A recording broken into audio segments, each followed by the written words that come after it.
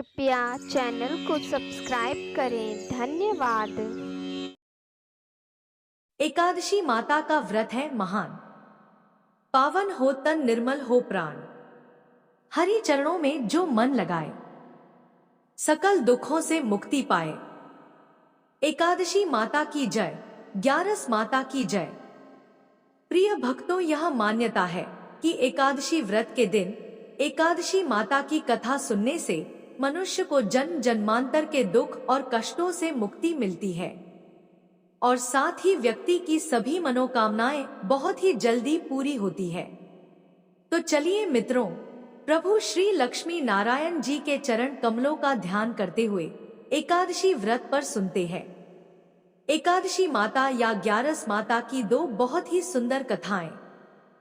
आशा करते हैं कि आप सभी भक्त दोनों कथाओं को पूरे श्रद्धा भाव से श्रवण करेंगे। तो मित्रों, पहली कथा इस प्रकार से शुरू होती है। गालव मुनि का भद्रशील नामक एक पुत्र था। भद्रशील ने बाल्यावस्था से ही एकादशी माता का व्रत पूजन आरंभ कर दिया था। भद्रशील सच्ची श्रद्धा और निष्ठा भाव से पूरे दिन एकादशी का व्रत करते और कथा सुनते। शाम के समय ब्राह्मणों को भोजन करवाया करते तथा पूरी रात्रि श्रीमन नारायण हरि हरि का जाप किया करते। इसके बाद अगले दिन यानी कि द्वादशी को एकादशी व्रत का पारण करके ही भोजन ग्रहण किया करते थे। गालव मुनि ने अपने पुत्र को इतना कठिन पूजा पाठ करने से कभी नहीं रोका, लेकिन एक दिन बाल्यावस्था में पूरे दिन उपवास करने के कारण भद्रशील का स्वास्थ्य बिगड़ने लगा और वो बेहोश होकर भूमि पर गिर पड़े। जब गालव मुनि को इस बात का पता चला तो वो तुरंत ही अपने पुत्र से मिलने पहुंचे। अपने पुत्र की ऐसी दशा देखकर मुनि को बहुत ही पीड़ा हो रही थी। जब थोड़े समय बाद भद्रशील को होश आया तो मुनि ने अपने पुत्र से पूछा कि हे पुत्र, तुम इतनी छोटी आयु में इतना कठिन उपवास क्यों कर रहे हो और तुम्हें इस उपवास के बारे में किसने बताया है? भद्रशील ने कहा, पिताश्री, मैं कई जन्मों से इसी प्रकार से एकादशी का पुण्य फलदायी उपवास करता आ रहा हूँ। आमतौर पर किसी को भी अपना पिछला जन्म याद नहीं रहता है। जब तक बालक माँ के गर्भ में होते हैं तब तक उन्हें उनके पिछले जन्मों की सभी बातें और कर्म याद रहते हैं, लेकिन बालक का जन्म होने से ठीक पहले ही यह स्मृति मिट जाती है। परंतु भद्रशील को अपने पिछले जन्म की याद उस वर्तमान काल में भी थी और इसका कारण थी यह एकादशी व्रत की शक्ति, जिसका भद्रशील पालन किया करते थे। उन्होंने अपने पिता से कहा कि वे कई जन्म पूर्व में धर्मकीर्ति नामक राजा हुआ करते थे। धर्मकीर्ति के रूप में मैं बहुत ही क्रूर राजा हुआ करता था। मेरे राज्य की प्रजा मुझे बिल्कुल भी पसंद नहीं करती थी, क्योंकि धर्मकीर्ति के रूप में मैं उन पर बहुत अत्याचार किया करता था। जीवन में ऐसा कोई पाप नहीं बचा था जो मैंने ना किया हो, और इसी प्रकार से मेरा जीवन व्यतीत हो रहा था। एक समय की बात थी कि राजा धर्मकीर्ति सूर्य उदय होने से पहले ही अपने सैनिकों के साथ शिकार पर गया हुआ था। वहां पर उसने जंगल में एक अत्यंत ही सुंदर और आकर्षक हिरण को देखा। राजा को वो हिरण बहुत ही मोहित कर रहा था और वो हिरण अब किसी भी कीमत पर राजा को चाहिए था। राजा ने उस हिरण को पकड़ने के लिए अपने सैनिकों को उसके पीछे भेजा और उसको चारों ओर से घेरने के लिए कहा। राजा ने जब देखा कि वो हिरण भागने की कोशिश कर रहा है तो धर्मकीर्ति ने कहा कि जो भी सैनिक हिरण को भागने देगा उसका पूरा परिवार मार डाला जाएगा। जब उस हिरण ने यह सुना तो सोचने लगा कि बेचारे सैनिक, अगर मैं किसी भी सैनिक के पास से भागा तो इनके परिवार को यह दुष्ट राजा अवश्य ही मार देगा, और मैं नहीं चाहता कि मेरे कारण किसी भी निर्दोष प्राणी का अहित हो। इसलिए हिरण किसी सैनिक के पास से भागने के बजाय राजा के पास से निकल भागा। यह सब देखकर अब तो राजा ने अकेले ही हिरण का पीछा करना शुरू कर दिया और अंत में खुद को एक घने जंगल के बीच में पाया। सूर्यास्त होने के कारण राजा उस घने जंगल के अंदर फंस गया और अब राजा को हिरण कहीं भी दिखाई नहीं दे रहा था। वहां से बाहर आने के लिए राजा दिन भर उस घने जंगल में रास्ता खोजता रहा, परंतु रात्रि होने के कारण उसे कुछ भी समझ नहीं आ रहा था। इसलिए राजा ने एक पेड़ के नीचे ही रात बिताने की योजना बनाई। सुबह महल से जल्दी निकलने के कारण उसने पूरे दिन में कुछ भी नहीं खाया था, और क्योंकि उसे चारों ओर से खतरनाक जानवरों के गुर्राने की आवाज सुनाई दे रही थी, इसलिए वह सो नहीं पा रहा था। राजा को अब अपने जीवन पर संकट दिखाई दे रहा था। डर के कारण राजा ने श्री हरि विष्णु से प्रार्थना करना शुरू कर दिया और रात भर श्रीमन नारायण हरि का जाप करता रहा। उसके दुष्ट कर्मों के कारण सुबह होते ही उसकी मृत्यु हो गई। यमदूत आए और उसे यमराज के पास ले गए। जब यमराज ने पूछा, तुम लोग इन्हें यहाँ क्यों लाए हो? इनका स्थान वैकुंठ में भगवान महाविष्णु के परम धाम में है। तब यमदूतों ने कहा, लेकिन महाराज, यह तो महापापी है। इसने जीवन भर अनेकों पाप किए हैं। इसे तो कठोर से कठोर दंड मिलना चाहिए। यह सब सुनकर यमराज बोले, नहीं, इसके जो भी पाप कर्म थे वह सब चले गए हैं। ये अब पवित्र हैं, क्योंकि जिस दिन उनकी मृत्यु हुई वह एकादशी की परम फलदायी तिथि थी। राजा ने उस दिन शिकार पर आने के कारण कुछ भी नहीं खाया था और रात्रि में जंगल में भटकने के कारण भी इनका उपवास ही रहा। इस प्रकार से राजा ने दिन भर उपवास किया और रात में जागते हुए श्री हरि का स्मरण किया। इस पुण्य कर्म से उनके सारे पाप दूर हो गए और वे पवित्र हो गए। यमराज ने स्वयं एक स्वर्ण रथ बुलवाया और राजा को वैकुंठ भेज दिया। जब लोगों को इस बारे में पृथ्वी लोक में पता चला तो वे सभी लोग भी एकादशी व्रत का पालन करने लगे और अपना जीवन अधिक सुखपूर्वक जीने लगे। हे एकादशी माता, जैसे आपने राजा पर कृपा की, हम सभी भक्तों पर भी अपनी कृपा यूं ही बनाए रखना। पहली कथा समाप्त हुई, तो बोलिए मित्रों, ग्यारस माता की जय हो, एकादशी माता की जय हो। अब चलिए सुनते हैं एकादशी माता की एक अन्य कथा। प्राचीन समय की बात है। धर्मपुरी राज्य में एक महान राजा सुकेतुमान रहा करते थे। राजा बहुत ही बुद्धिमान और बलशाली थे और सदैव अपनी प्रजा का बहुत अच्छे से ध्यान रखते थे। राजा की न्याय प्रियता और धर्म पारायणता के कारण प्रजा भी अपने राजा को बहुत पसंद करती थी। राजा की 2 बेटियां थीं और सुकेतुमान अपनी दोनों बेटियों से बहुत अधिक प्रेम करते थे। सुकेतुमान की छोटी बेटी देखने में बहुत सुंदर और आकर्षक थी और बड़ी बेटी छोटी बेटी के मुकाबले थोड़ा कम सुंदर थी। सुकेतुमान की छोटी बेटी ग्यारस माता की पूजा किया करती थी, इसलिए सभी लोग छोटी बेटी से बहुत प्रेम करते थे और बहुत प्रशंसा किया करते थे, जिस कारण राजा की बड़ी बेटी को अपनी छोटी बहन से बहुत नफरत होने लगी थी। राजा की दोनों बेटियां जब बड़ी हो गई, तब एक पड़ोसी राज्य में रहने वाला राजकुमार बड़ी बेटी के लिए रिश्ता लेकर आया। लेकिन जैसे ही उस राजकुमार की नजर राजा की छोटी बेटी पर पड़ी, तो वह राजकुमार उस पर मोहित हो गया और उससे पहली नजर में प्रेम कर बैठा। इसी के साथ उस राजकुमार ने राजा की बड़ी बेटी के साथ विवाह करने से मना कर दिया।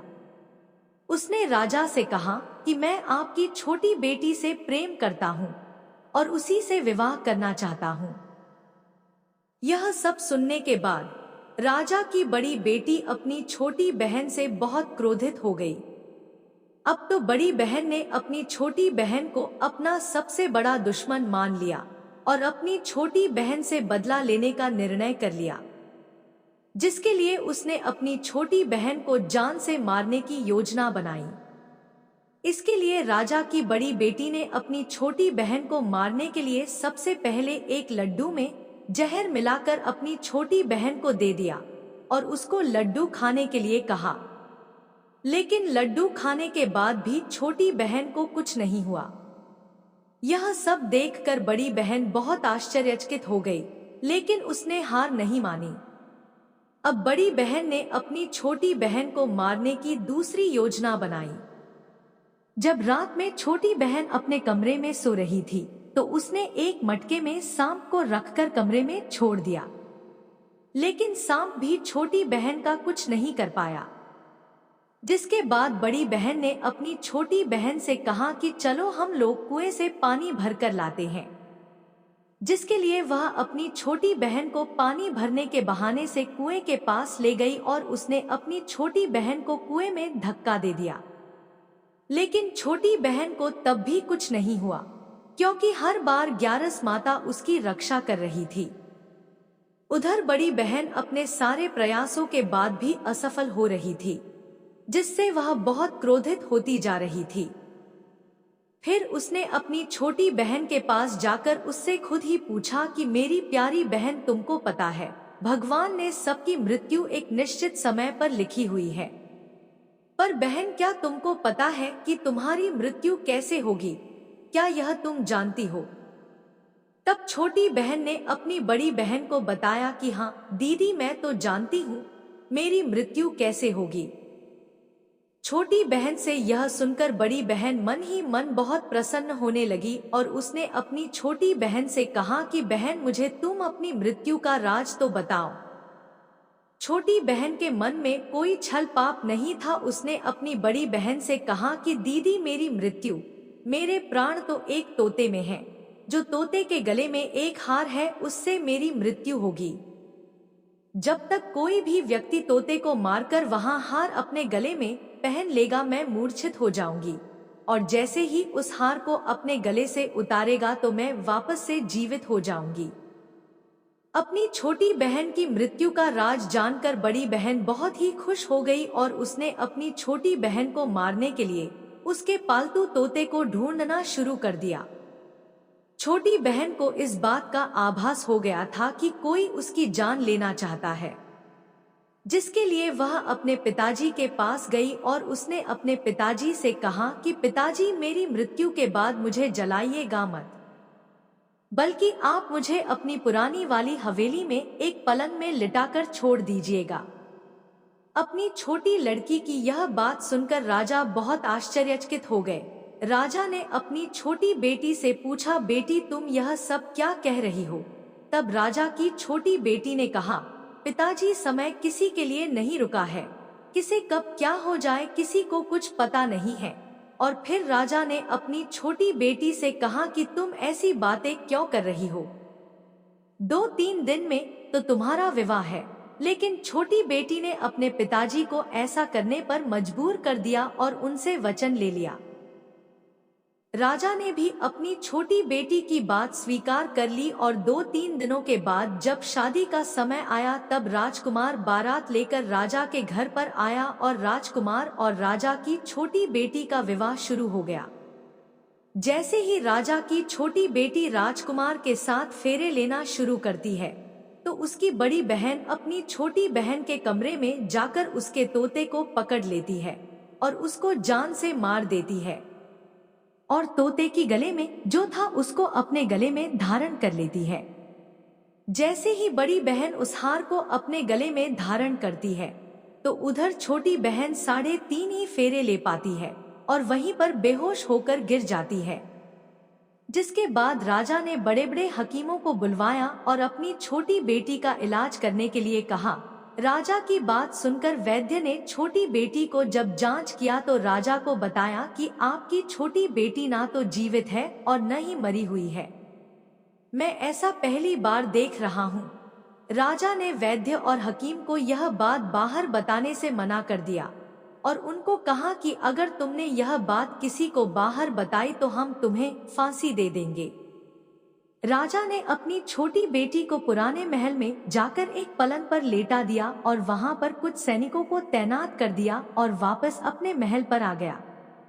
राजा की बड़ी बेटी अपने पिताजी के पास आई और कहने लगी कि पिताजी, अगर यह शादी संपन्न नहीं हुई तो आपकी इज्जत का क्या होगा? आप कहें तो मैं आपकी इज्जत बचाने के लिए राजकुमार से शादी करने के लिए तैयार हूँ।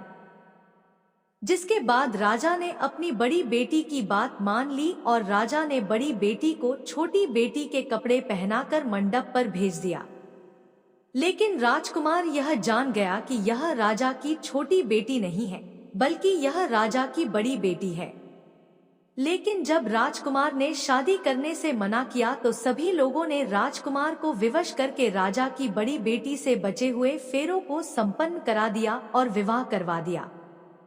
जिसके बाद राजकुमार राजा की बड़ी बेटी को अपने महल ले गया। राजकुमार राजा की बड़ी बेटी से ना तो बात करता था, ना ही उसको पसंद करता था और न ही उसके आसपास भटकता था। अब राजकुमार ने यह फैसला लिया था कि वह अपनी प्रेमिका को ढूंढ कर रहेगा और यह जानकर रहेगा कि उसके साथ हुआ क्या है। एक दिन राजकुमार अपने घोड़े पर सवार होकर राजा के पुराने महल के पास पहुंच गया, जहां पर उसने कुछ सैनिकों को देखा। महल के पास पहुंचकर राजकुमार ने जब महल को ध्यान से देखा तो वह समझ गया कि यह तो हमारे ससुर जी का ही महल है। तब राजकुमार ने सैनिकों से पूछा, तुम लोग यहाँ क्या कर रहे हो और इस महल के अंदर उस पलंग में कौन लेटा हुआ है? जिसके बाद सैनिकों ने बताया कि यहाँ पर राजा की छोटी बेटी बहुत समय से सोई हुई है। यह सब सुनकर राजकुमार बहुत प्रसन्न हो गया और वह तुरंत अपनी प्रेमिका के पास पहुंच गया और उसकी सेवा करने लगा। जैसे ही रात हुई तो राजा की छोटी बेटी उठकर खड़ी हो गई। राजकुमार यह देखकर बहुत खुश हो गया। उसने अपनी प्रेमिका से पूछा कि तुम यहाँ क्या कर रही हो? तुम मेरे साथ मेरे घर चलो। राजा की छोटी बेटी ने राजकुमार को सारी बातें बता दी कि मेरी जान एक तोते में बसी थी और मैंने यह बात सिर्फ अपनी बड़ी बहन को बताई थी और मुझे पता है कि उसने ही मुझे मारने का प्रयास किया है। उसके पास एक हार है जिसको वह सुबह पहन लेती है और रात को उतार देती है। जब तक वह हार को पहन कर रहती है तब तक मैं मूर्छित रहती हूँ और जैसे ही वह इस हार को उतार देती है तो मैं जीवित हो जाती हूँ। वो कहती है जब तक मेरी बड़ी बहन के पास वह हार है तब तक मैं ऐसे ही जीवित और मूर्छित होती रहूंगी। अगर मेरी बड़ी बहन के पास जो हार है वह मेरे हाथ में लग जाए तो मैं हमेशा के लिए जीवित हो जाऊंगी। राजकुमार ने यह बात सुनकर राजा की छोटी बेटी के पास रहने का निर्णय ले लिया और उसने अपने बचे हुए सारे फेरे उस पलंग में लेटी राजा की छोटी बेटी के साथ ले लिए और अपना विवाह पूर्ण कर लिया और वहीं पर ही रहने लगा। देखते ही देखते कुछ समय में राजा की छोटी बेटी और राजकुमार की पत्नी पेट से हो गई। एक दिन राजकुमार को किसी काम से बाहर जाना पड़ा। तब छोटी बहन के पेट में बहुत तेज दर्द होने लगा। उसने ग्यारस माता का आवाहन किया, जिसके बाद वहां पर ग्यारस माता प्रकट हुई और उन्होंने अपने भक्त के दर्द को दूर किया और उसे एक पुत्र की प्राप्ति करवाई। उसी समय वहां पर अचानक से राजकुमार भी आ गया। राजकुमार ने ग्यारस माता को देखा तो वह आश्चर्यचकित हो गया और उसने तुरंत माता को प्रणाम किया और ग्यारस माता ने राजकुमार से कहा कि जब तुम्हारा पुत्र 5 वर्ष का हो जाए तो तुम अपनी पत्नी का हार लाकर इसके गले में डाल देना। और देखते ही देखते राजकुमार और राजा की छोटी बेटी का पुत्र 5 वर्ष का हो जाता है। तो राजकुमार अपने बेटे से कहता है कि बेटा, मैं कुछ काम से बाहर जा रहा हूँ, तुम अपनी माता का ध्यान रखना, और वहां से चला जाता है। राजा को बाहर निकलता देख बड़ी बहन के सैनिक देख लेते हैं और बड़ी बहन को जाकर सारी बातें बता देते हैं। जिसके बाद बड़ी बहन अपनी छोटी बहन के पुत्र को वहां से उठवा लेती है और उसको मरवा देती है और छोटी बेटी के पुत्र के 2 टुकड़े करवा देती है। पहला टुकड़ा चक्की के पास छुपा देती है और दूसरा टुकड़ा अपनी पलंग के नीचे रख लेती है। अब ग्यारस माता भिखारी का रूप लेकर उसकी बड़ी बहन के दरवाजे पर आती है और बड़ी बहन के पास चली जाती है, जिसके बाद वहां पर भिक्षा मांगने लगती है। बड़ी बहन अपने नौकरों से कहती है कि जाकर भिक्षा दे दो, लेकिन जैसे ही नौकर ग्यारस माता को भिक्षा देने के लिए आते हैं तो माता उन्हें मना कर देती है और कहती है कि मैं तुम्हारी महारानी से ही भिक्षा लूंगी। जिसके बाद बड़ी बहन स्वयं ही भिक्षा देने के लिए माता के पास आती है। उधर माता एक बिल्ली का रूप लेकर उसके कमरे में चली जाती है और वहां पर छोटी बेटी के पुत्र कोई 2 टुकड़े को आपस में जोड़ देती है और उसे जीवित कर देती है और उसे लेकर वहां से चली जाती है और राजकुमार को सौंप देती है। राजकुमार अपने बेटे को लेकर अपनी बड़ी पत्नी के पास जाता है और उसे कहता है कि तुम इसका ध्यान रखना, अगर तुम इस बच्चे का अच्छे से ध्यान रखोगे तो मैं तुमसे बात करूंगा। इसी प्रकार एक दिन राजकुमार अपने बच्चे से कहता है कि तुम माता से उनके गले का हार मांग लो। जिसके बाद राजकुमार का लड़का अपनी मम्मी के पास जाता है और कहता है कि माता, मुझे तुम्हारा हार चाहिए जो तुमने गले में पहन रखा है। यह सुनकर पहले तो बड़ी बहन बहुत क्रोधित होती है, पर उसको यह याद आता है कि राजकुमार ने कहा था कि अगर मैं इस बच्चे का ध्यान अच्छे से रखूंगी तो वह मुझसे बात करेंगे, जिसके कारण वह हार को उस बच्चे को दे देती है। वह बच्चा तुरंत ही उस हार को ले जाकर अपने पिताजी को दे देता है और तभी राजकुमार अपने बेटे को लेकर वहां से जाने लगता है और अपनी पत्नी से कहता है कि तुम हमारे लिए खाना बनाकर रखना, मैं शाम को आकर तुम्हारे साथ खाऊंगा। और वह अपने बेटे को लेकर वहां से चला जाता है। जिसके बाद वह राजा के पास जाता है और उनको सारी बातें बता देता है। राजा अपनी बड़ी बेटी की यह कटु कर्म सुनकर बहुत क्रोधित होते हैं और उसे सजा सुनाता है और अपनी परवरिश पर ही दोष देने लगते हैं और राजकुमार को अपनी छोटी बेटी के साथ रहने के लिए आदेश देते हैं। कथा समाप्त हुई। तो प्रेम से बोलिए मित्रों, एकादशी माता की जय, ग्यारस माता की जय।